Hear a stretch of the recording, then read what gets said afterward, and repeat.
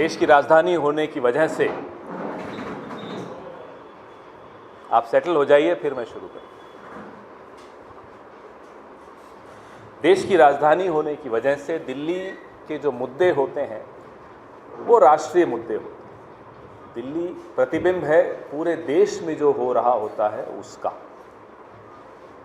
आज अगर श्रमिकों की स्थिति, झुग्गी झोंपड़ियों में रहने वाले हमारे भाई बहनों की स्थिति दिल्ली में दयनीय है, तो आप समझ लीजिए कि ये प्रतिबिंब पूरे देश का है। पूरे देश में क्या हो रहा है पिछले 10 साल से, वो दिल्ली को देखकर आपको आभास हो जाता है। हमारे नौजवान नेता राहुल गांधी बार बार एक शब्द का इस्तेमाल करते हैं, न्याय। वो अपने आप में एक शब्द नहीं है, वो निचोड़ है हमारे संविधान का, कांग्रेस पार्टी की विचारधारा का और इस देश की, इस सभ्यता की, इस संस्कृति कि जितने भी मूल मंत्र हैं उन सब का निचोड़ इस एक शब्द में है, न्याय।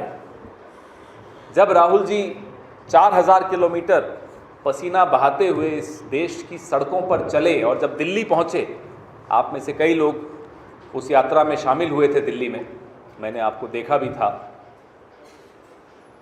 यहाँ भी संवाद हुआ, अलग अलग स्तर में अलग अलग वर्गों से, समाज के भिन्न वर्गों से उनका संवाद हुआ और उस संवाद से जो निकल कर आया वो हमारा न्याय पत्र है, जो हमारा घोषणा पत्र है, जिसको हम अपना अंग्रेजी में मैनिफेस्टो कहते हैं।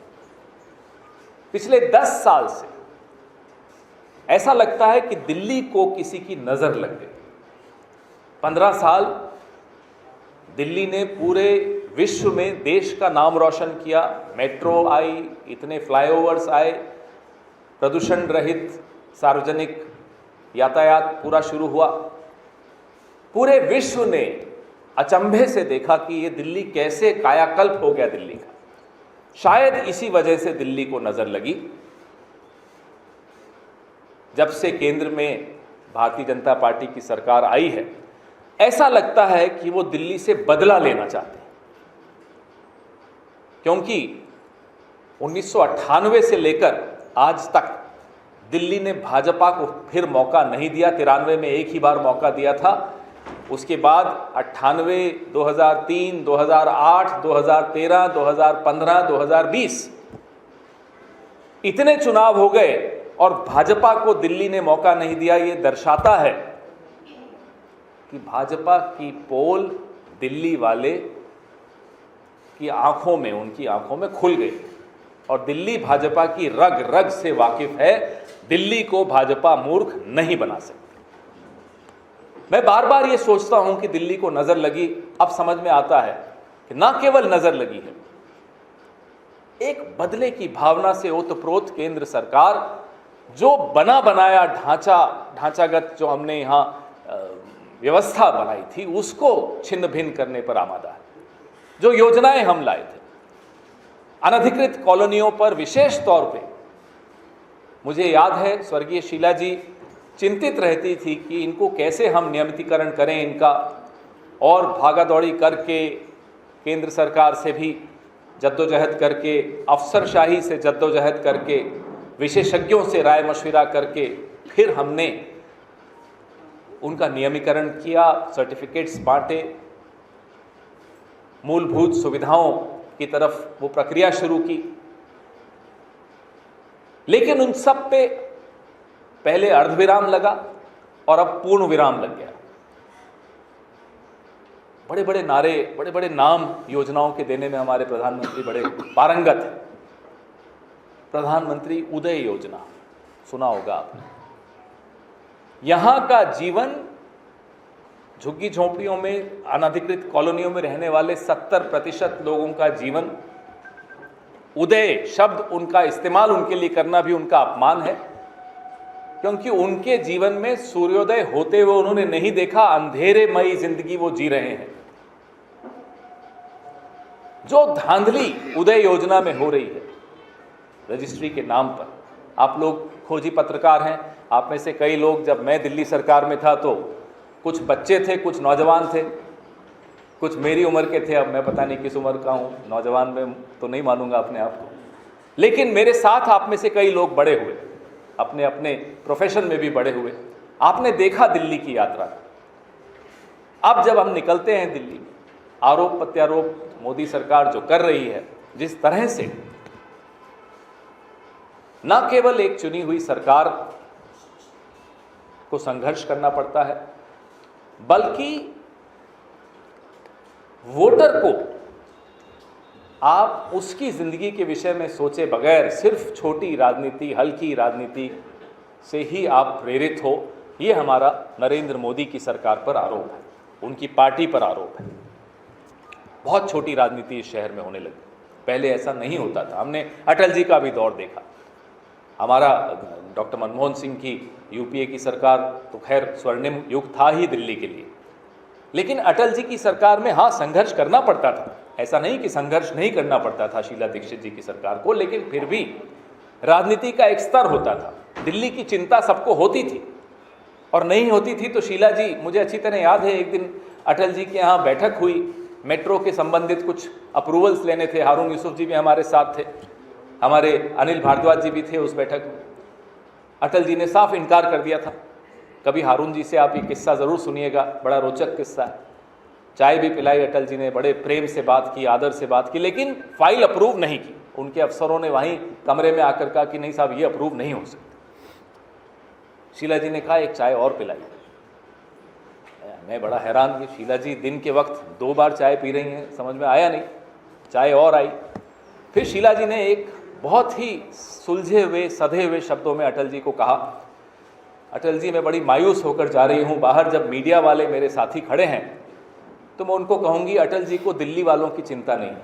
अटल जी ने शीला जी का हाथ पकड़ा और बोला बैठो।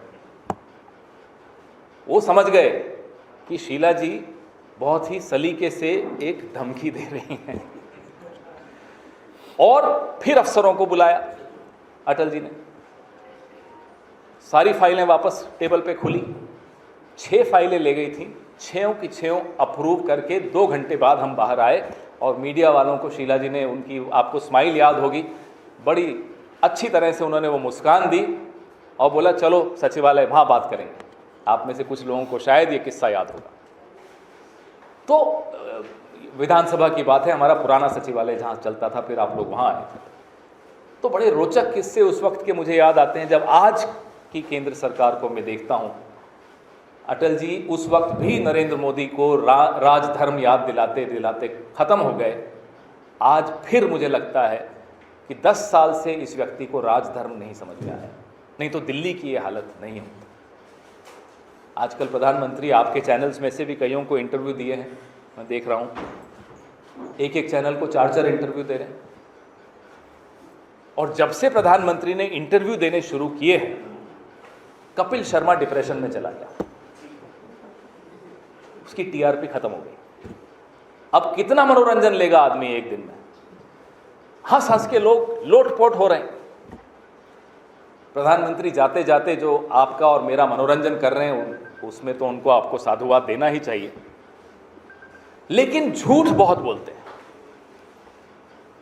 कभी इस देश ने ऐसा प्रधानमंत्री नहीं देखा जो इतना झूठ बोलता हो। बोलते हुए मुझे शर्म आती है कि देश के प्रधानमंत्री के लिए मुझे ऐसा कहना पड़ रहा है, लेकिन क्या करें, ये तो सच है।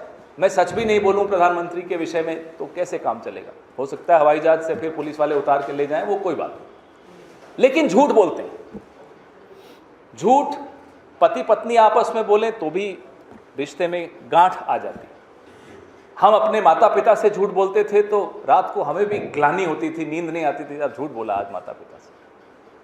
समाज में हम एक दूसरे से रिश्ते जब रखते हैं, मित्रता के रिश्ते होते हैं, मैत्री के रिश्ते होते हैं, उसमें भी हम सत्य बोलने की कोशिश करते हैं। हमारे हर धर्म में, हर मजहब में सत्य बोलने पर एक बड़ा उसको महत्व दिया गया है। देश का राजा अगर झूठ बोलता है तो मेरा आपका तो नुकसान जो हो रहा है वो हो ही गया 10 साल, आने वाली पीढ़ियों का वो नुकसान करता है। वो इस देश के राजा ने किया है पिछले 10 साल। एंटायर पॉलिटिकल साइंस दिल्ली विश्वविद्यालय में तो मेरे को नहीं लगता है, पता नहीं किस यूनिवर्सिटी में ये डिग्री है जो प्रधानमंत्री को मिली है। Entire political science. ये ऐसी डिग्री है साहब कि आपको विरोधी दल का मैनिफेस्टो बिना पढ़े आप उसके बारे में अनर्गल बोलना शुरू कर देते, जैसा कि प्रधानमंत्री ने बोलना शुरू किया हमारे मैनिफेस्टो के बारे में। आप 10 साल से सत्ता में हैं, आप अपनी बात कीजिए, हमारी निंदा कीजिए। नेहरू जी की निंदा आपको करना बड़ा अच्छा लगता है, क्योंकि उनकी बराबरी, उनके पांवों की धूल के बराबरी आप नहीं कर पाएंगे, तो आप उनकी निंदा कीजिए। लेकिन अपने 10 साल का लेखा जोखा भी तो पत्रकारों के सामने रखिए, देश के वोटर के सामने रखिए, जिसके सामने आप फिर से वोट मांगने गए हैं। हम और आप बचपन से एग्जाम देते आए, यहां तक पहुंचे। आप और हम अभी भी एग्जाम दे रहे हैं। आप अपनी प्रोफेशन में एग्जाम देते हैं साहब। कितनी बायलाइंस आई महीने में? जब असेसमेंट होती है आपकी, इंक्रीमेंट के लिए जब आप निवेदन करते हो अपने संपादक को, तो एक लिस्ट सामने होती है संपादक के कि एक महीने में कितनी बायलाइंस हुई। हमारी भी वही स्थिति होती है कमोबेश। जब हम संघर्ष करते हैं, तपस्या करते हैं आगे बढ़ने के लिए, तो हम भी बताते हैं साहब कि हमने ये किया था। आप बड़ा हंस रहे हैं तपस्या शब्द पर। तो फिर प्रधानमंत्री को ऐसा एग्जेम्पशन तो नहीं मिल सकता, वो कोई अपवाद तो हो नहीं सकते। उन्हें भी अपनी रिपोर्ट कार्ड इस देश के सामने हर 5 साल में रखनी चाहिए। क्या ये गलत मांग है राहुल गांधी जी की, या मल्लिकार्जुन खड़गे साहब की, या आप में से जितने वोटर हैं उनकी, या पत्रकारों की, या विपक्षी दलों की, इंडिया गठबंधन की? हम सबकी एक ही तो मांग है। आप कारण बताइए कि क्यों 1 घंटे में इस देश के 2 नौजवान आत्महत्या करते हैं? यही तो सवाल पूछ रहे हैं हम। कारण बताइए क्यों एक दिन में 30 किसान आत्महत्या करते हैं? कारण बताइए क्यों 1 घंटे में 4 महिलाओं की इज्जत लुटती है इस देश में? क्या गलत सवाल है ये? क्यों नहीं जवाब देते आप? क्योंकि आपके पास जवाब नहीं है। आपने 10 साल व्यर्थ की राजनीति में गंवा दिए। आपने इस देश की आने वाली नस्लों को तबाह कर दिया। उनके आने वाले कई साल आपने खत्म कर दिए। इस देश को 20-25 साल आप पीछे ले गए। इस देश की अर्थव्यवस्था को आप पीछे ले गए। इसीलिए पहली नौकरी पक्की राहुल गांधी कहते हैं, इसीलिए भर्ती भरोसा की गारंटी राहुल गांधी देते हैं, इसीलिए महालक्ष्मी यानी कि हर गरीब परिवार की महिला को हर साल 1 लाख रुपया की गारंटी हम देते हैं, इसीलिए 10 किलो अनाज देने की नौबत आ गई है जो हमने घोषणा की। इस देश को आत्मनिर्भर भारत बनाने के लिए चले थे। ये आत्मनिर्भर भारत में ये स्थिति है कि 80 करोड़ लोग सरकार पर राशन के लिए निर्भर हो गए हैं। ये स्थिति 10 साल में हुई है। और फिर भी हम सवाल न पूछें। फिर हम सवाल पूछते हैं तो कहते हैं शहजादा। वो शहीद ज़्यादा है, वो शहजादा नहीं है मोदी साहब। जिस दिन आपको ये समझ में आ जाएगा, इस देश का इतिहास समझ में आ जाएगा, क्यों ये देश आज क्रोधित है आपसे, ये समझ में आ जाएगा। 4000 किलोमीटर पसीना बहा के वो आदमी न्याय की बात करता हुआ निकला, देश को जोड़ने की बात करता हुआ निकला। आप 4 किलोमीटर चल के दिखा दीजिए। और अनिल भारद्वाज जी और देवेंद्र यादव जी से मैं आग्रह करूंगा, दीपक बावरिया जी से आग्रह करूंगा कि वो 4 किलोमीटर ये तय करें कौन सी झुग्गी झोंपड़ी क्लस्टर से उनको निकाल कर ले जाना है। उन्हें मालूम पड़े दिल्ली की स्थिति क्या है, होश ठिकाने आ जाए। शायद चुनाव लड़ना बंद कर देंगे, वाराणसी से अपना नाम वापस ले लेंगे, क्योंकि थोड़ी सी भी अगर शर्म बची होगी प्रधानमंत्री में तो राजनीति से संन्यास लेने का समय ये है। और कारण भी ये है। दिल्ली के विषय में आपसे रोज हमारे साथी मुखातिब होते हैं। मैंने थोड़ा राष्ट्रीय स्तर पे बात करने की कोशिश की, क्योंकि अखिल भारतीय कांग्रेस कमेटी का मैं प्रतिनिधित्व कर रहा हूँ। दिल्ली से मोहब्बत बहुत है, मेरी कर्मभूमि रही है। लेकिन फिर भी मुझे लगता है कि दिल्ली वालों को पूरे देश की स्थिति देखनी चाहिए। जिस तरह से हमारे आसपास के राज्यों में, कल पंजाब में था, में किसानों की स्थिति है, उस पर भी दिल्ली वालों को भी सोचना ज़रूरी है। हमारे जो जवान हैं, हमारे जो किसान हैं, हमारी ये महिलाएं हैं, इन्हीं सबके वोट से गुजरात से ये 2 लोग राजधानी आए हैं। लेकिन राजधानी में जब महिला पहलवान प्रोटेस्ट करती हैं तो उन पर लाठियां बरसाई जाती हैं, राजधानी उनके लिए बंद हो जाती है।